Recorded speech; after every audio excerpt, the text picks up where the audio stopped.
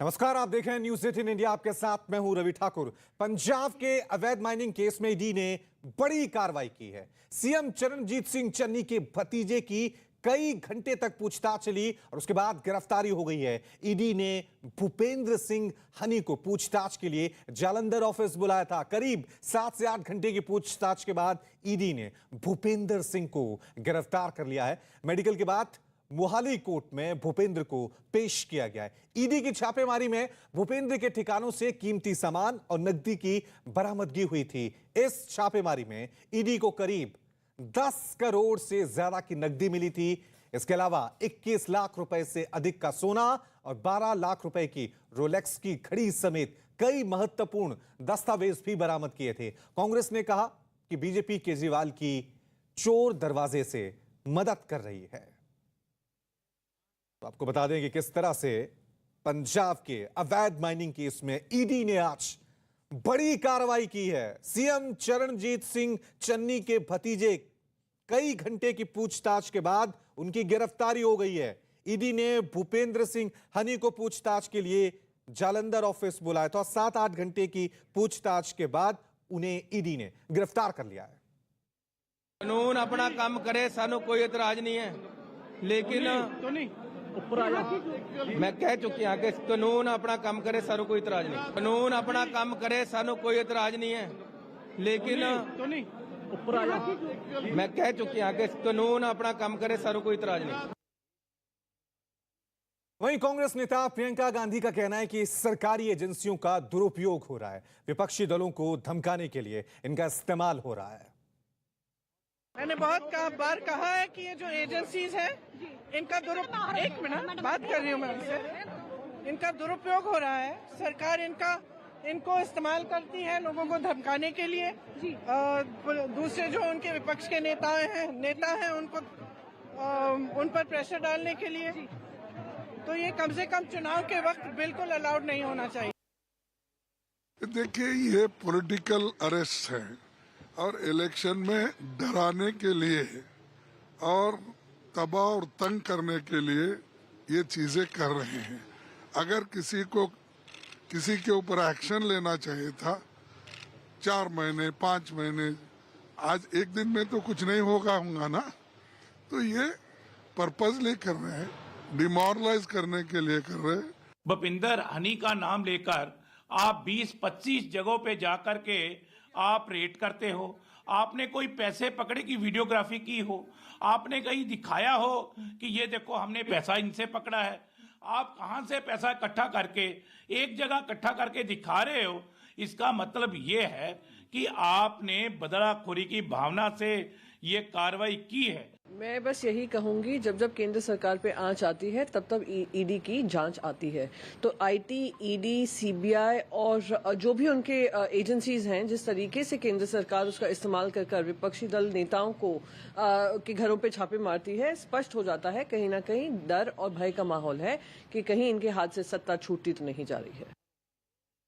Bharatiya Janata party जो एक seat भी पंजाब में नहीं जीत रही, अब अपनी बी टीम अरविंद केजरीवाल की मदद के लिए चोर दरवाजे से मैदान में ईडी के माध्यम से आ गई है। तो कांग्रेस नेता रणदीप सुरजेवाला ने भी ईडी के एक्शन पे ट्वीट करते हुए लिखा कि बीजेपी और उसके सहयोगियों को इस चुनाव में पंजाब के लोग खाता तक नहीं खोलने देने का मन बना चुके हैं। बीजेपी चाहे कितना फर्जीवाड़ा और षड्यंत्र कर ले, वो पंजाबियों के आशीर्वाद से पंजाब में कांग्रेस की सत्ता वापसी रोक नहीं सकती। वहीं दिल्ली के मुख्यमंत्री अरविंद केजरीवाल ने कहा कि 111 दिन में ही चन्नी ने भ्रष्टाचार कर दिया। यह निराशाजनक है। केजरीवाल ने कांग्रेस नेता रणदीप सुरजेवाला का जवाब देते हुए कहा कि मैं उनके सपने में भूत की तरह आता हूं। उनके सपने में भी मैं भूत की तरह आता हूँ। रात को वो सोते हैं ना तो 24 घंटे उनके दिमाग में मैं ही घूमता हूँ। कभी कुछ कहते हैं, मुझे खूब गालियां देते हैं ये लोग। मैं उनको कहना चाहता हूँ कि मुझे गाली देने की बजाय जनता के लिए काम करें। अगर वो जनता के लिए काम करेंगे तो केजरीवाल का वजूद ही खत्म हो जाएगा। उन्होंने 111 दिन में ही कमाल करके दिखा दिया। लोगों को 4-4, 5-5 साल लगते हैं करप्शन करने में, और फिर उन्होंने 111 दिन के अंदर ही इतना कमाल करके दिखा दिया, इतना करप्शन किया है। बहुत अनफॉर्चुनेट है, लोग देख रहे हैं, इसीलिए लोगों को एक ईमानदार सरकार चाहिए। वहीं बीजेपी नेता मुख्तार अब्बास नकवी का कहना है कि कानून अपना काम करेगा, मोदी सरकार में भ्रष्टाचारियों की कोई जगह नहीं है। कानून है अपना काम करेगा, क्योंकि इस वक्त जो है वो कट कमीशन करप्शन की मोदी युग में कोई गुंजाइश नहीं है। ये बात वो सब लोग भी जानते हैं जो कि कट कमीशन करप्शन के किंग रहे हैं। पिछले कुछ समय पहले जब ईडी की रेड हुई थी मुख्यमंत्री चन्नी के भांजे के सन्नी के घर पे, तो वहां पर लगभग 10 करोड़ रुपया कैश मिला और 56 करोड़ के अदर डॉक्यूमेंट्स और एसेट्स मिले।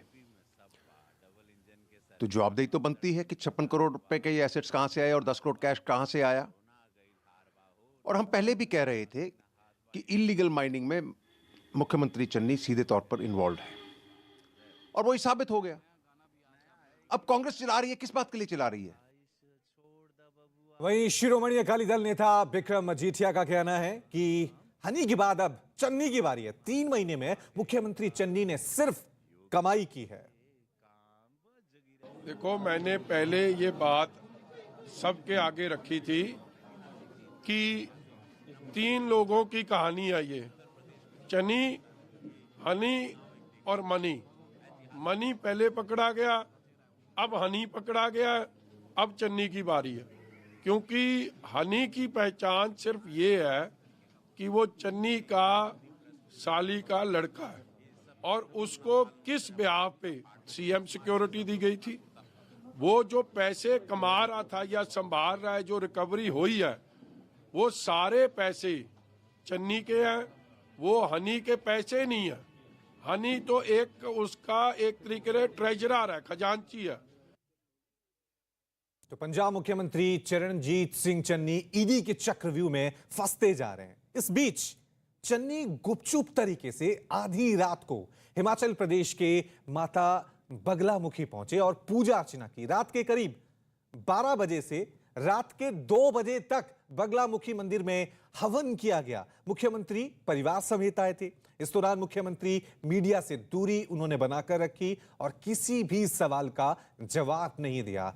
मुख्यमंत्री बनने के बाद चन्नी की मंदिर में ये तीसरी पूजा है। वैसे चन्नी पिछले 20 सालों से यहां पर आ रहे हैं। बताया गया कि मुख्यमंत्री अपनी जीत सुनिश्चित करने के लिए माता की शरण में आए थे। सुख शांति की कामना के लिए उन्होंने हवन किया और माता रानी से ही मांगा कि माता रानी मेरे पंजाब के लिए जो अच्छा हो वो करना, और पंजाब के लोगों की खुशहाली में मेरी खुशहाली है, तो जो माता रानी अच्छा करेगी पंजाब के लोगों के लिए वही मांगा उन्होंने मां से जी। ये मुख्यमंत्री बनने के बाद उनका ये तीसरा चक्कर है, और रेगुलर वैसे पहले जो मतलब यहाँ से वो 15, 18, 20 सालों से जुड़े हुए हैं। जब भी यहाँ से मतलब इनको महीने 2 महीने में 6 महीने में साल में एक आधी बार माता के समुख जरूर आते रहते हैं। पंजाब कांग्रेस अध्यक्ष नवजोत सिंह सिद्धू अपनी सीएम पद की दावेदारी से पीछे हटने को तैयार नहीं है। लोगों के बीच खुद को मुख्यमंत्री चेहरे के तौर पर लगातार नवजोत सिंह सिद्धू पेश कर रहे हैं और वोट मांग रहे हैं। सिद्धू ने अपने भाषण में लोगों से पूछा कि क्या आप कमजोर मुख्यमंत्री चाहते हैं जो दूसरे के इशारों पर नाचे। वहीं सिद्धू की मौजूदगी में नारे लगे, हमारा सीएम कैसा हो, नवजोत सिंह सिद्धू जैसा हो।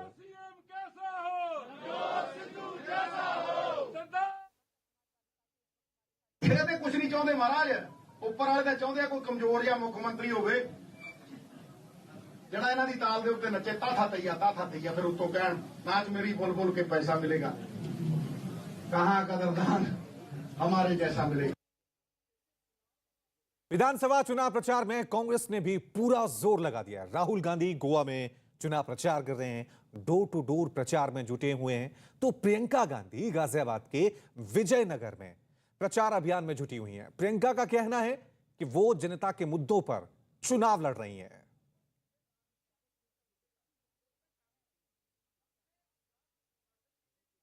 तस्वीरें आप देख सकते हैं, इस तरह से राहुल गांधी गोवा में डोर टू डोर कैंपेन के तहत जनता से संवाद करते हुए नजर आ रहे हैं।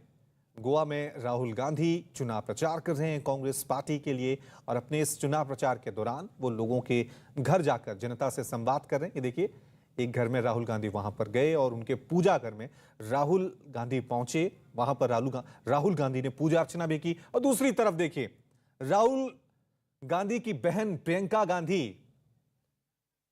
यूपी में चुनाव प्रचार कर रही हैं। तस्वीरों में आप देख सकते हैं किस तरह से गाजियाबाद में प्रियंका गांधी जनसंवाद करती हुई नजर आ रही हैं। तो उत्तर प्रदेश में चुनावी गर्मी पूरे शबाब पर है। कांग्रेस नेता प्रियंका गांधी ने कहा कि उनका मुद्दा जनता का मुद्दा है। रोजगार, दलितों पर अत्याचार जैसे मुद्दों के साथ वो चुनाव में लोगों के बीच हैं। न्यूज 18 ने प्रियंका गांधी से एक्सक्लूसिव बातचीत की। हमारे साथ कांग्रेस की महासचिव प्रियंका गांधी। प्रियंका जी, आज फिर आप जनसंपर्क कर रही हैं, लेकिन पश्चिमी उत्तर प्रदेश में जिस तरह से बयानबाजी हो रही है, आपने सुना होगा, आलिया मालिया जमालिया सबको भगा दिया, बस बजरंग बली रह गए। अमित शाह कह रहे हैं। पानी में जा बेटा, पानी है। बार बार मैं कह रही हूँ कि चुनाव के समय इस तरह की चर्चाएं नहीं होनी चाहिए, सभ्य भाषा का इस्तेमाल होना चाहिए और चर्चा जनता की समस्याओं की होनी चाहिए। यहाँ जितनी भी दुकानें हैं उसमें आप जाएंगे तो आपको पता चलेगा कि कितनी मुश्किल से गुजरे हैं ये लॉकडाउन के समय और अब आर्थिक परिस्थितियां इनके लिए कितनी कठिन हो गई हैं। तो इनको सुलझाने के लिए सरकार क्या कर रही है? ये बात क्यों नहीं हो रही है? हाँ, बात क्यों नहीं हो रही है कि इनकी रोजी रोटी की कमाई नहीं हो रही है। जनता त्रस्त है, किसान त्रस्त है, दलितों पर रोज रोज अत्याचार हो रहा है।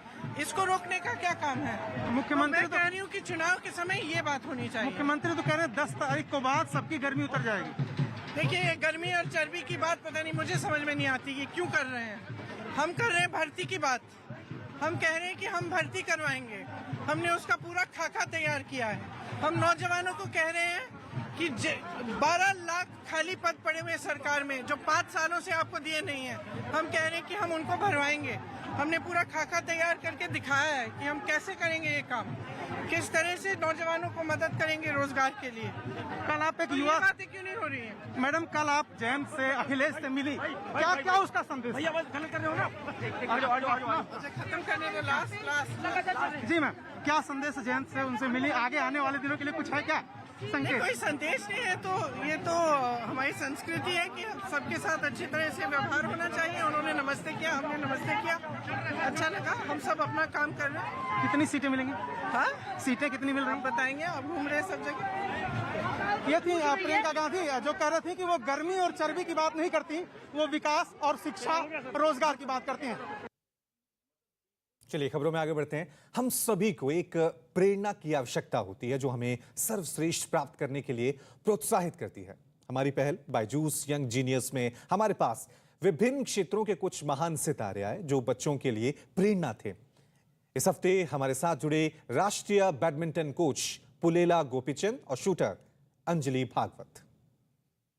यह है अंजलि भागवत। अंजलि जी नमस्ते। नमस्ते। हेलो सिमरन। हेलो। मैं आपसे बहुत इंस्पायर्ड हूँ। आप जो ब्रेवली सबका सामना करके स्पोर्ट्स को अपना लिया है और स्पोर्ट्स से बहुत कुछ आप सीख रही है और आपकी एनर्जी देख के हम खुद इंस्पायर्ड होके ये नेशनल में अच्छा कंपटीशन खेलने की सोच रहे हैं। गोपी सर आपकी बारी है। सिमरन आप बताइए कौन सा एम करें? 6th row 2nd।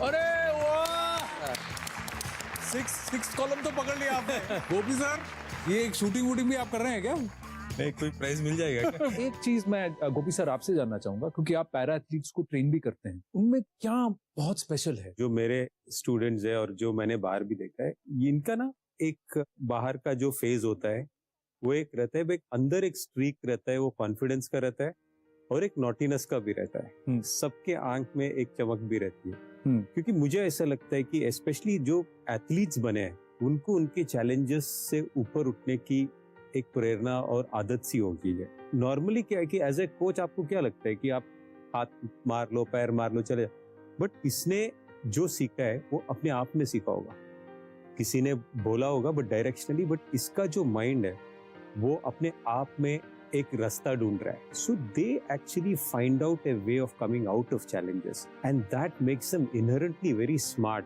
and aware, and that shows in the demeanor. So they are not bothered about anything. They just come out as beautiful people and huge inspiration.